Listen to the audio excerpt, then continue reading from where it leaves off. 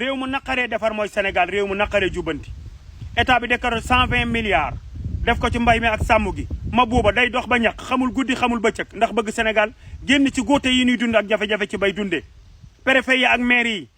ñu séddaloo leen jiw wi séddaloo leen engrais bi ku ci ne liñ leen ko joxloo waa commune bu Thiaré ñu ngi kaas am na ñu nekk Ziguinchor woo nanu ma am na ñu nekk Saloum woo nanu ma am na ñu nekk Kajoor woo nanu ma ñi ma séddale bi lu ci bari jaarul yoon rek yéen préfet yi ak maire yi jàppale leen Sénégalais yi te nga yërëm leen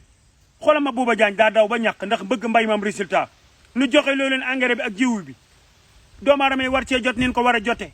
ñu wax leen li ngeen war a joxe ak nombre bi ngeen war a joxe ngeen dag ko di joxe bopp bu ne ay 2 kilos surtout commune bu Thiaré préfet monsieur le maire dimbali leen Sénégalais yi dañu bëgg a gunni ci góote yi dund séddale leen ko ni leen ko joxe leen ko mu jeex tàkk baykat yi ñoo ko moom dañu nu ko pour commerce denc nu ko pour lenn dañu ko génne pour bëgg a sensé